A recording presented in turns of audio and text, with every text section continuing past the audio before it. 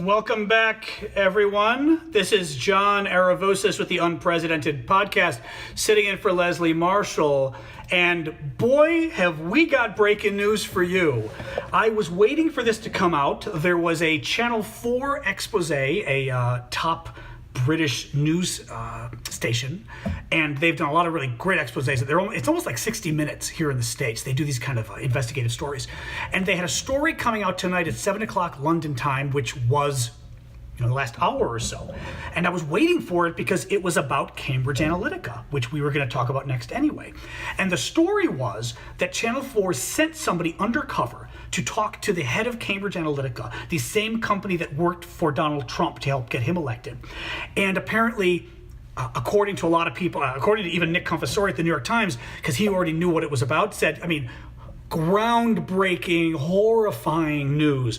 Well, the video is out. I don't have time to watch it yet because it's 20 minutes, but the story is out. And I'm going to read you parts of this story. It is not just shocking what this company does, it's illegal what this company does, but it is also, this is the company that worked with Donald Trump. This is the company that approached the Russians about working for them. Listen to what they did and think about what happened with the Russians and Trump and ask yourselves if this sounds like a very similar moral compass, okay? I'm going to just read. This is from Channel 4's website, channel4.com. Senior executives at Cambridge Analytica, the data company that credits itself with Donald Trump's presidential victory, have been secretly filmed saying they could entrap politicians in compromising situations with bribes and Ukrainian sex workers. In an undercover investigation by Channel 4 News, the company's chief executive, Alexander Nix, that's the head of Cambridge Analytica, said the British firm secretly campaigns in elections across the world. This includes operating through a web of shadowy front companies, subcontractors. In one exchange, when asked about digging up material on political opponents, Mr. Nix said they could, quote, send some girls around to the candidate's house, adding that Ukrainian girls are very beautiful. I find that works very well. In another, he said, quote, we'll offer a large amount of money to the candidate to finance his campaign in exchange for land, for instance. We'll have the whole thing recorded, we'll blank out the face of our guy, and then we'll post it on the internet. That would be illegal on multiple levels, including offering bribes. It doesn't matter if you say, I was kidding. Unfrickin' believable. A little bit more from the article. Mr. Turnbull, who's the managing director of CA Political Global, I got to see what that is. Anyway, that's somebody either working with Cambridge Analytica, CA. Cambridge Analytica Political Global, that's what CA means. Mr. Turnbull described how, having obtained damaging material on opponents, Cambridge Analytica can discreetly push it onto social media and the internet. Listen closely, folks.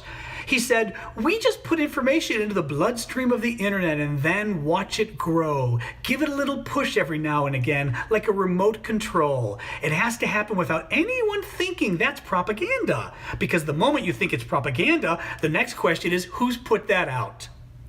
Now, think of what this entire discussion has been about with regards to the Trump campaign, the Russians, fake news, right? All the bots that were out there working, somehow helping send all the WikiLeaks information that we now know was stolen by the Russians, from the DNC servers, from John Podesta's, how all of it would mysteriously go out there. And then we would see these Russian Twitter accounts jump in and they would push every little issue for Trump, right? There was a shooting, they would take Trump's side. Every issue that came up, these Russian bots would jump and start to miraculously push Trump's message. And we'd all kept asking ourselves, how is this happening? Where are these guys coming from? These mysterious behind-the-scenes bots. Are they Russians? What are they? And now we find out that Cambridge Analytica does, that kind of thing. They put information in the bloodstream of the internet and then watch it grow, giving it a little push now and then, while hiring hookers to set up candidates and offering bribes to candidates to get it on film and then, blackmail the candidates? Hell, honestly, this sounds like what the Russians were, what people are concerned maybe the Russians did to Trump. Mark, I'm ready to throw my computer across the room. So the story that was going on until today, when we find out that they hire basically hookers and bribe candidates, was that Cambridge Analytica hires some research. Actually, and this story now sounds all the more real, okay? The rest of what I'm going to tell you, now you're going to go, Absolutely, it sounds real, knowing what we just learned about Cambridge Analytica. Cambridge Analytica hires a researcher, the story goes, some years back, and the researcher goes on Facebook and creates an app. A little toy people can download with their Facebook page or their Facebook app, and it's a personality app. Frankly, I would have looked at it and thought it was the freaking Scientologists. Get your personality checked.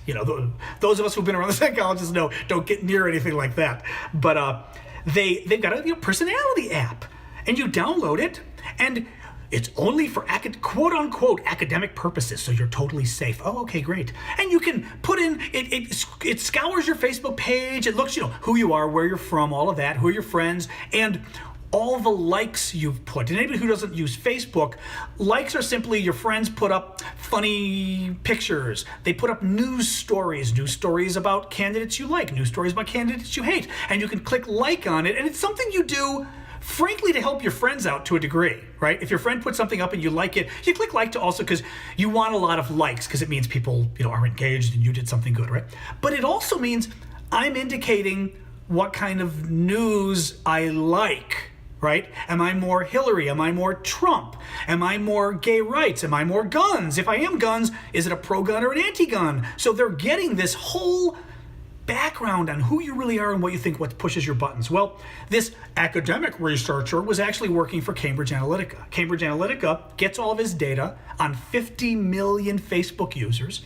They now analyze it, figure out every single thing that makes these people tick, sell it to Donald Trump. Donald Trump now is able to go either target ads on the internet, or you could also use it for going door to door. Get out the vote, they say, or even before get out the vote, how people canvass neighborhoods, and your campaign will literally send people door to door to knock on doors and say, Mrs. So-and-so, are you voting this week? We want to talk to you about our candidate.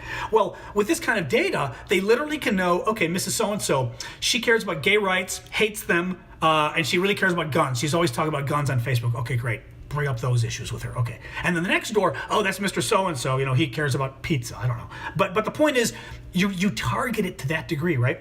So they lie. They lie to Facebook. They lie to us. Facebook doesn't even check to see how the information is being used. They just took the researcher's word for it that it was academic research. 2 years ago, Facebook finds out about this, doesn't do anything, doesn't tell us. We find out in the last week because I'm guessing it was the New York Times, I don't recall, breaks a big story on this, and that's how we find out. That's when Facebook decides to finally take action and temporarily suspend Cambridge Analytica from Facebook. But they didn't do it for 2 years that they knew this until they got publicly caught. Well, then Facebook starts putting out these messages from their top officials saying there was no data breach. There was no breach. People voluntarily gave this information, and people went down their throats and said, people gave this information to somebody claiming they were an academic researcher. They didn't give this to somebody saying, I work for the Trump campaign, or I work for right-wing politicians, including the Russians. We thought, you said you were an academic researcher. I thought maybe I'm helping academic research, and I get a fun little profile, a fun little personality profile. Isn't that fun, right? So Facebook is denying all this last week. Well, finally, Facebook realized everyone's ready to kill them, and Mark Zuckerberg can kiss his presidential aspirations goodbye. Facebook finally backs off and goes, oh, maybe there's a problem here. Okay, maybe it's not your fault, Facebook users. At the same time, we find out that not only did they do this, but Cambridge Analytica also has contracts, or they did last year with the State Department, U.S. Department of State. They had contracts with NATO, right, our big military alliance. Their parent company is a British defense contractor, which is also interesting, right? So they're part of the British defense industry, so you'd think they'd be pro-Britain or something, right? Cambridge Analytica reaches out in 2014 to the Russians, to the Russian oil company, and says, hey, how about we give you a little talk about how to influence American voters in 2014? And we find this out now, and a lot of people go, isn't that a little strange that a British defense contractor, for starters, is reaching out to the Russians in 2000 to a Russian oil company saying, hey, Russian oil company, do you think you'd be interested in learning how we influence American voters? And the Russian oil company was very interested. Kind of makes you wonder why, huh? Well, Andrew Weiss, who I follow on Twitter, and I believe he's with the Carnegie Endowment, I'm pretty sure, here in DC, a big think tank, says, curious timing. Cambridge Analytica's late summer 2014 presentation to a top Russian oil company about election disruption techniques comes just a few months after the St. Petersburg, Russia troll factory started its own efforts. That's the big Russian fake news organization that was created. A government-run troll factory, as we call it, was created in St. Petersburg, Russia, formerly Leningrad, in 2014, right before Cambridge Analytica reached out to the Russians and said, hey, is there any reason you might be interested in how one secretly impacts American voters and now secretly does it in really scummy, backhanded ways that are kind of cheating?